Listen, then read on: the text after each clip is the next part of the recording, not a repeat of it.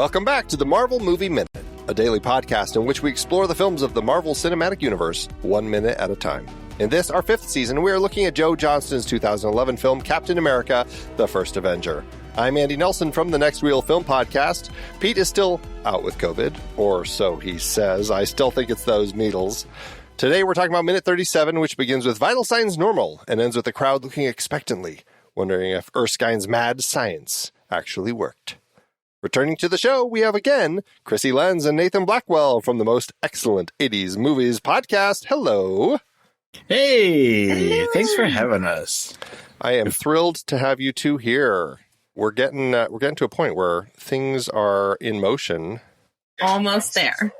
Oh, we're almost there. We're almost hot. Almost hot. Okay. First off, we have this minute starting off with random science guy all of a sudden getting a line, which has to be completely overdubbed because it just his line. I don't know who this actor is. We have one person credited as SSR Doctor, played by Richard Freeman. If you look at Richard Freeman on IMDb, it does not look like this guy. There is a person credited as Young Doctor named Doug Cockle, but he's credited with the people who show up in the enlistment center, so I don't think it's him. I don't know who this person is, but it's just some guy who has this line, and it just feels so dubbed. Do either of you question this? And again, it's one of those things I probably never have noticed before, but because it's starting off this minute, I'm just staring at this guy who am I seeing here? Did either of you have any thoughts with this guy? I was mainly distracted by his mustache, but other than that, no, not really.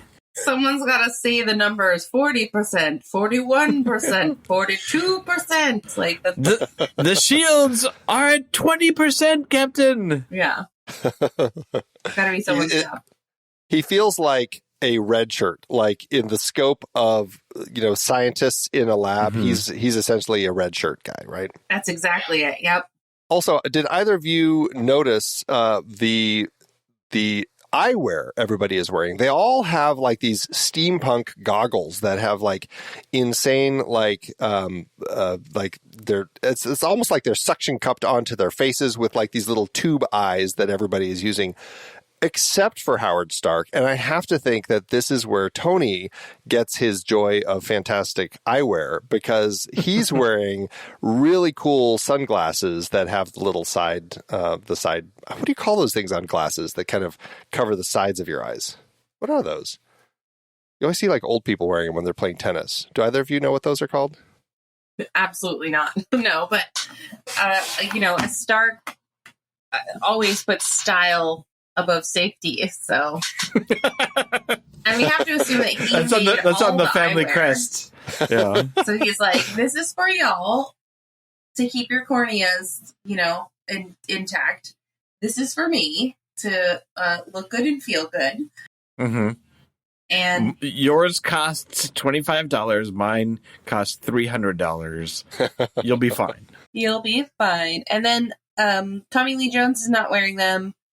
And Stanley Tucci's not wearing them, because we see in this minute shots of both of them really, really wincing and squinting away from the light. And it's you knew really regretting their choice. Yeah, you knew this was coming. You saw everyone else be assigned their eyewear, and you declined. Well, the Tucch isn't wearing his. I mean, he has his glasses. Maybe his glasses protect his eyes. Who knows?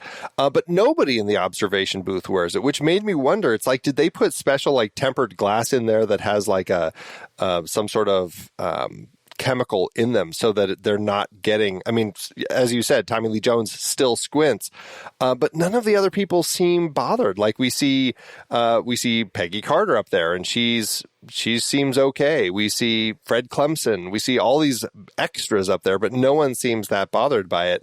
It's weird that nobody in the booth is wearing glasses. I was wondering about that. Why don't they all have special glasses on? We may never know. We may never know. I did some research. Those things on glasses are actually called side shields. It's not a very exciting name, and generally they're used for protecting eyewear. It's kind of like something that you would put on in a science experiment, much like this, to prevent unwanted flying debris getting to the eyes. Yeah, splash or side light for the old people, probably with sensitive eyes. I don't know. If I told people that I was going to be 30 minutes late because I had to buy some side shields, I think that sounds pretty cool. It does sound cool. It makes me wonder what you're protecting with those side shields. Mm-hmm. Side shield, what is that for? What could that be? So the counting. So Howard keeps his counting going. We hit 70%, and the screaming starts. Yeah. Thoughts on this? What screaming always starts at 70%. Is that a scientific thing, or is that a movie thing, like a movie trope? 70% screaming always has to start. It's too intense. No, we've got to go further. We've got to go to 80. Yeah, and then he yells. It's like, oh, let's shut it off. But like in the script, didn't it like the Vita rays were important so the like out of control growth wouldn't happen? I guess that's not in the movie, so it's not that important. Yeah, and they changed it in the movie because that's how it was in the script. But then in the movie, Erskine actually says the serum infusion will cause immediate cellular change, and then to stimulate growth, the subject will be saturated with Vita rays. Right. So it actually makes it sound makes more sense, yeah. Yes, right. It sounds like he needs the Vita rays to kind of grow, but it does make me wonder, like, what happens if they stop? Is he just not quite as big? Or is like, his arm and two legs are big, but his other arm is scrawny?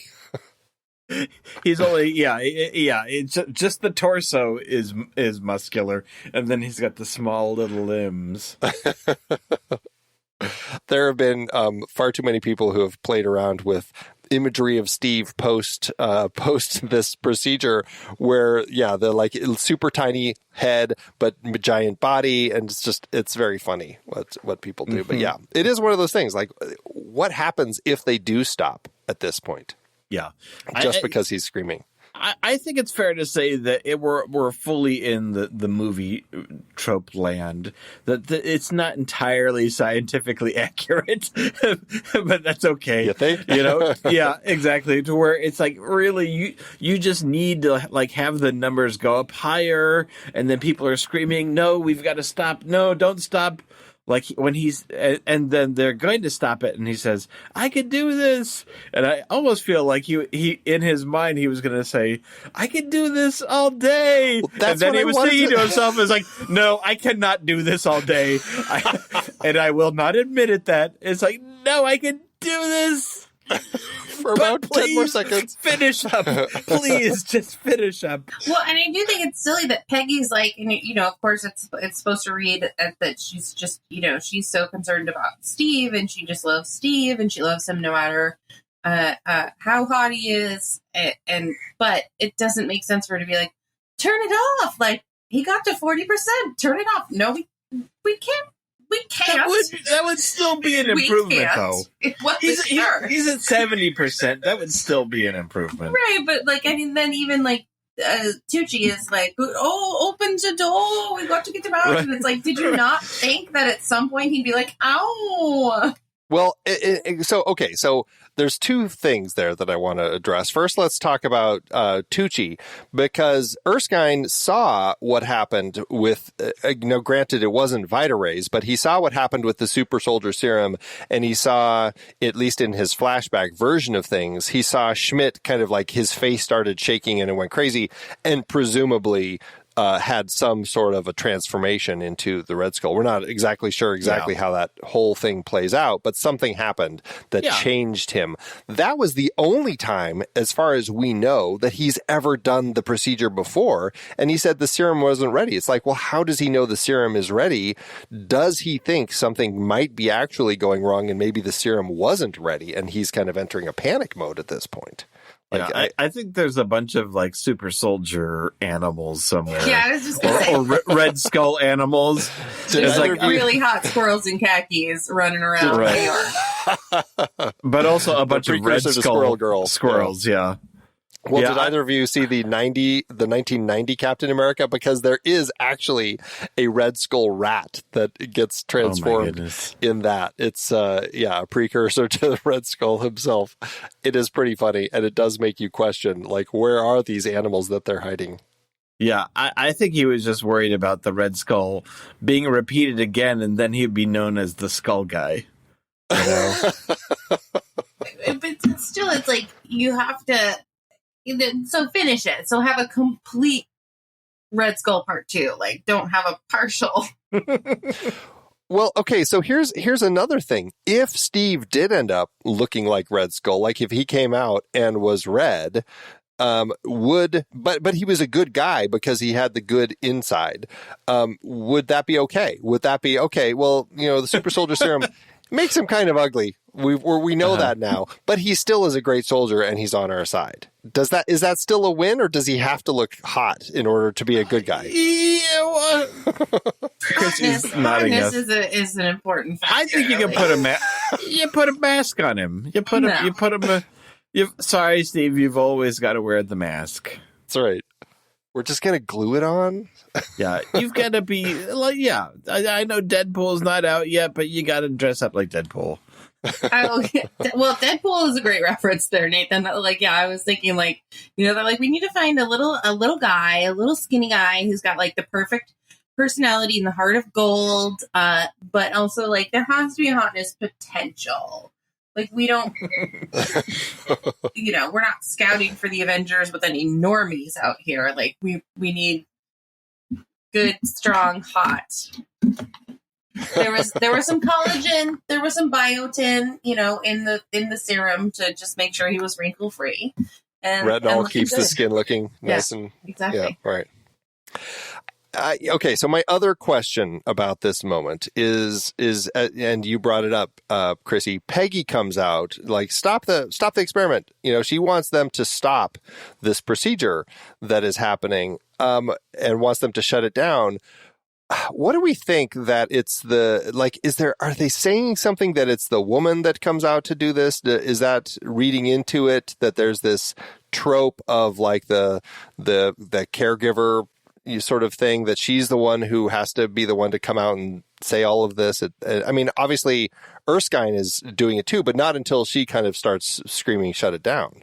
It's a chance for her to show that she cares, because she's been a little, it hasn't been all smooth sailing. They've been kind of like a little back and forthy, but this is now an opportunity to us to really watch the whole thing, and for her to kind of like, oh, something is definitely going to hurt him. I can't let that happen. For her to express how she actually cares.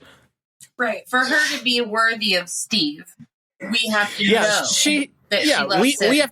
We have to know that pre-hotness, that she still cares about what happens to him. Yeah, that she's on board. And that's a tough line to walk. Like, you have to, to show that she is into him, that she cares about him on a deeper level before she gets distracted by his pecs. Right, yeah, and exactly. She will, yeah. So that was my thought about it, was that we had to see that Tucci like truly cared about the man within and not just the experiment. And we had to see that Peggy loves him no matter, she sees what's inside, no matter what. And I thought that was interesting too.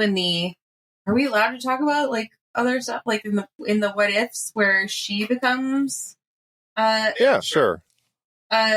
Captain, she ends up taking the serum. Captain Carter. Yeah. Captain Carter, that's it. Yeah. And she still loves Steve, even when she's the big beefy hot weirdo, and he's still like the little guy.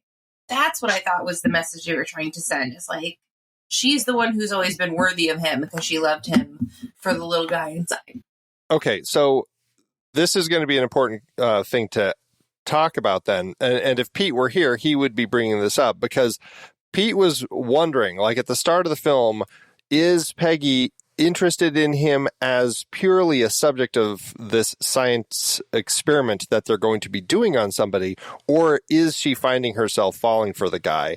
And he, I think we finally convinced him kind of in that car ride that there is this draw between these two, and she is kind of falling for him. But the question that still remains, if he comes out of this and say he's a super soldier, but he still is puny Steve in body form, would she still kind of feel the same about him? Or is it purely because now he's beautiful that she wants to hook up? Where do you two stand on kind of the Peggy Steve dynamic with all of that? Krissy? I think that she loves him. And loves him no matter what percentage of hotness. When do you feel it started? Before our minutes. Before our minutes, for sure. Was it the car ride? Was it like the flagpole, the grenade? These are key things that she's seen, but is that something that she's like fell for him? Well, I feel like the grenade is a pivotal point. Yeah, where I agree. Everyone starts thinking of him as who he is inside. The perfect subject for their experiment. Yeah. Well, yeah. Science. Yeah, they have to start thinking about him as a person. It's like, oh, he has something that no one else has.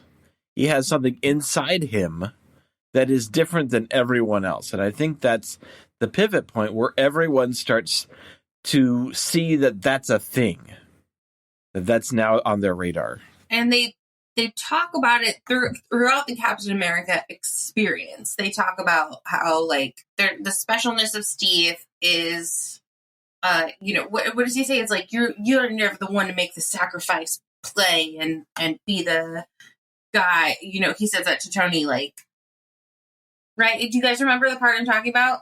Yeah, in Avengers. Yeah. And like the reply is like, everything special about you came out of a bottle. Was like, well, no, the truly worthy part of him is this grenade moment, this self-sacrificing bit. So like, I think that's the moment where we all go, oh no, it's him, and he's what's special. Although, and we had a previous guest talk about this, he's what's special, but they still have to make him super buff and super strong. Yeah. He can't just do it. Let's be honest. He'd be working. They'd put him in the office. It's like, oh, there's Steve. He's great. Yeah, let's go lunch with him. We let Nice him work, be on Jimmy. the softball team. He's on the softball team. Yeah, he's a permanent second base. He's assistant coach on the softball team. Yeah. Yeah. Oh man. So yeah, it's an interesting dynamic between the two. I enjoy their dynamic. It is interesting to kind of look at the relationship between the two. Do you both feel that there's chemistry between the actors, like as they're performing it? Do you feel like you're seeing it between Haley Atwell and Chris Evans? Yeah, I think so. Yeah. Yeah, I have to admit, I've got a bit of a movie crush on Haley Atwell, so she can pretty much do anything she wants, and I'll be on board with it. I was going to say the same thing, but I was like, if Chris Evans, is trying to convince me that somebody is worthy of his, he can get away with murder. Yeah, if he loves them, I will love them too. Right. Okay, so we're in this point. We're mid-experiment, screaming. So little Steve is screaming in here.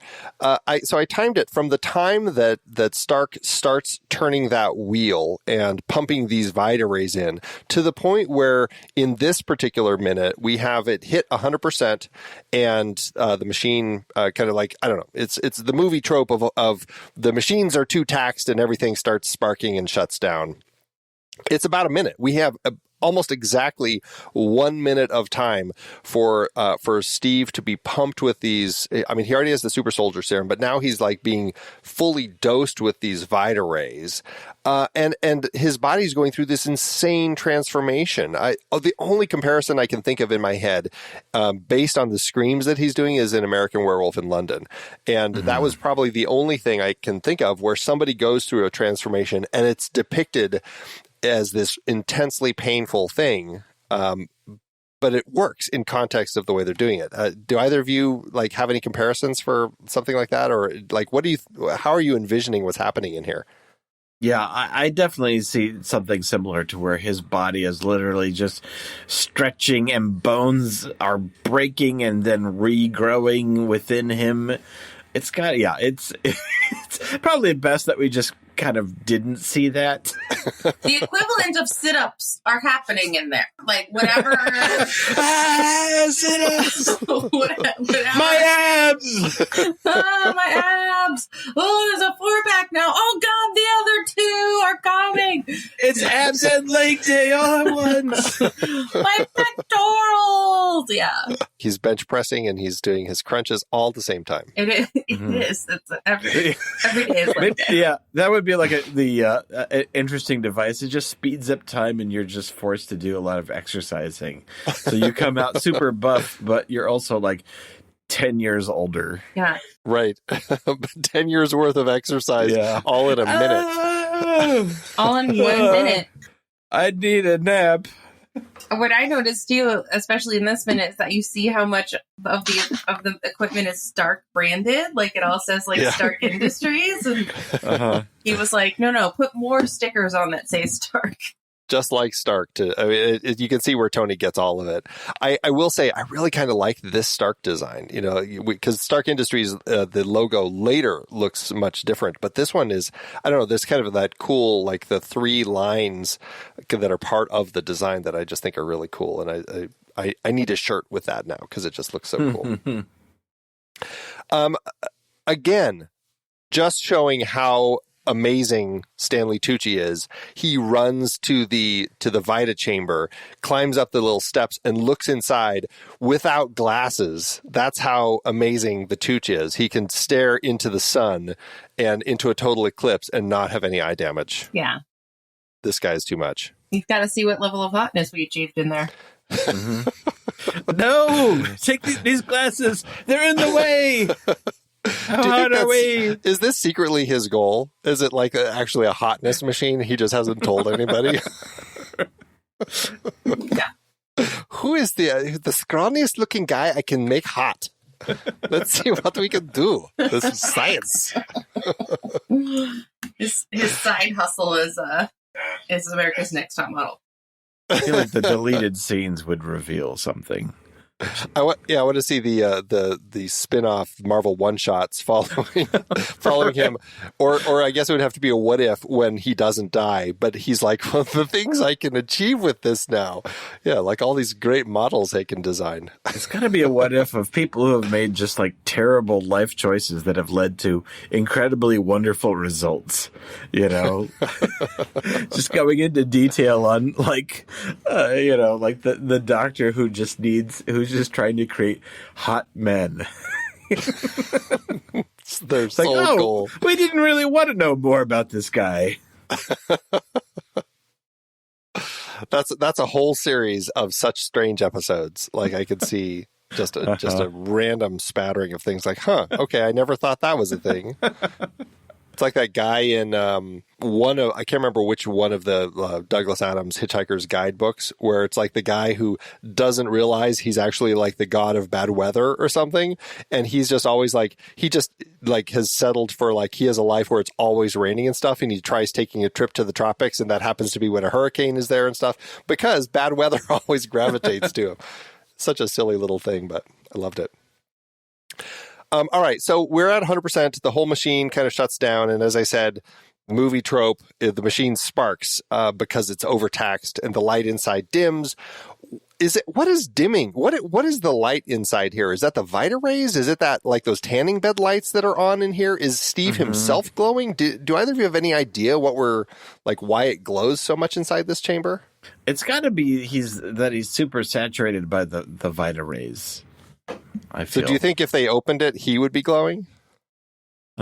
He'd be sweating for sure. Well, he certainly will be. We'll find out. It doesn't seem. He seems a little more tan, but not a ton more tan. It's only a minute under the tanning bed lights. Yeah, but it's kind of like the broiler. Like they really kind of amped it up. Yeah, I think they had to make a choice. Wouldn't that be terrible if he was super tan, like bodybuilder tan? Like he comes out like George Hamilton, and they're like, "Oh, ooh." Oh man, we should have not gone in with full khaki pants because it's now going to be the most intense like farmer tan. Well, what would that? Then he would have been like the option would have been like the little Speedo that a muscle or one of those bodybuilders would wear. That would also be wrong. I don't think that's the direction we want to go. Or I don't know. Maybe I'm speaking out of turn here, Krissy. I mean, I'd be interested to see it. I'd like to see some mock-ups and see how that. See some options. Yeah. I think they had a blue light team and they had like taken all their jobs away. They were like, "Oh, we're not doing the blue light out of the eyes," and the blue light team is like, "Oh, well, you still want it to come out of the coffin, right?" And they're like, yeah, no, we still want that. And so they had to have the blue light somewhere. They gotta create it somewhere. Yeah. The only other thing I had, there's this great little moment where Stanley Tucci comes running down the steps, and this is when he's wanting Howard to kind of shut everything off.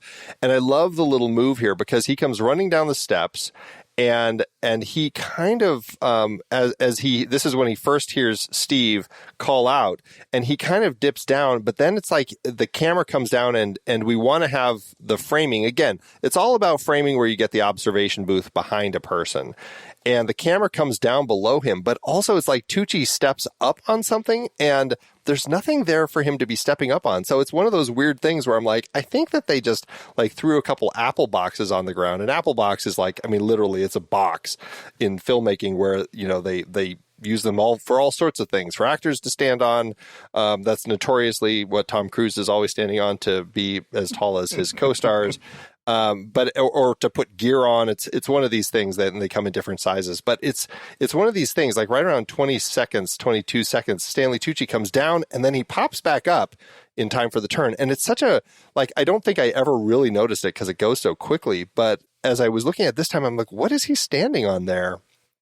Strange little thing, but it does create, and again, it's the magic of movies. It creates a fantastic shot because you have Tucci with that whole observation booth behind him. Got to amp it up. It's true. And Joe Johnston, he very much is, from kind of a core team of filmmakers, the George Lucas, Steven Spielberg family in the 70s and stuff.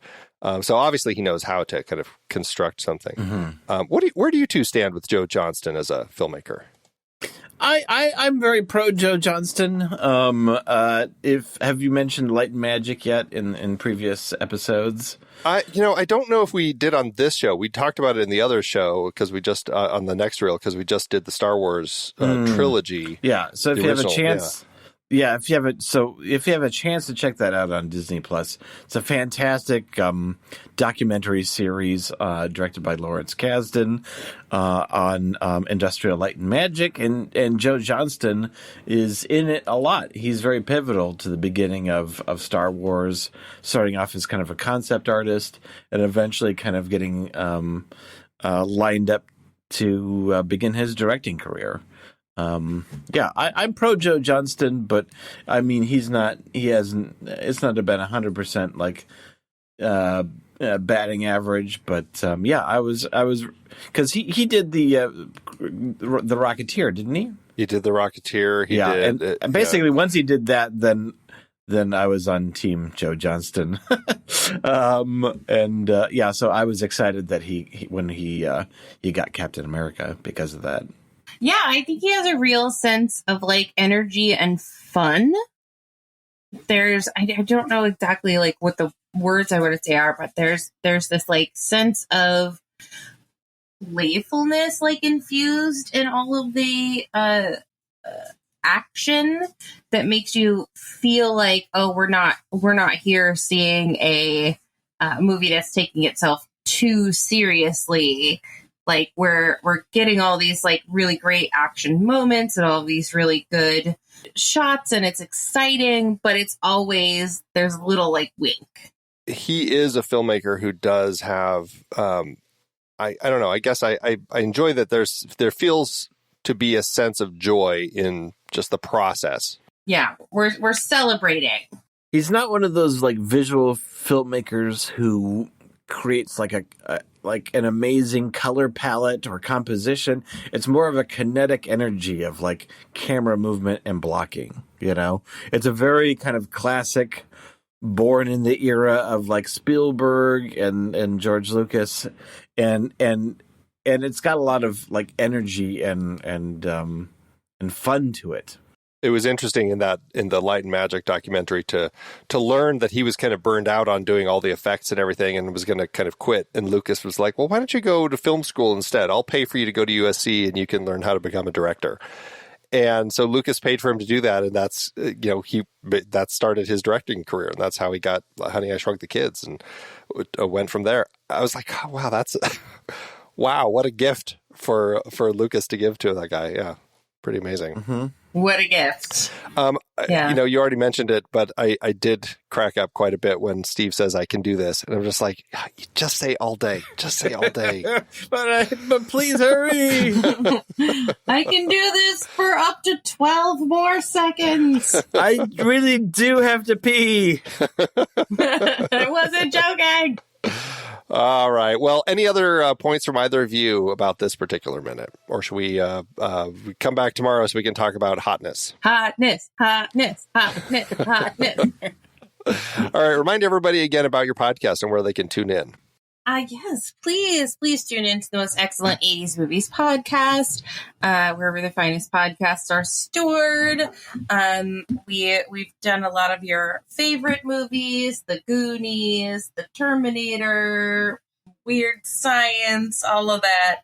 As well as like, hey, you gotta check out, like, people need to listen to the Vibes episode. Am I right, Andy? Like, you were our guest on that one. Mm-hmm. That is... Yeah, Cyndi Lauper, Jeff Goldblum, come on. A weird little gem of a movie. Like, people gotta discover that again. Have you guys done Voyage of the Rock Aliens?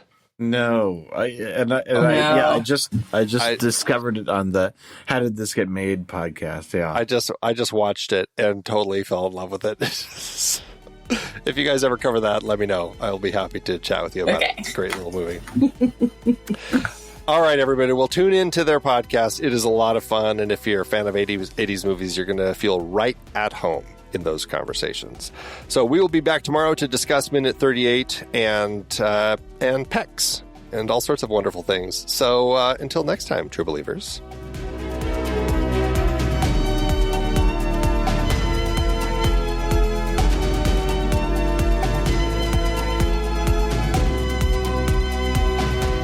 Marvel Movie Minute is a production of True Story FM. Engineering by Andy Nelson.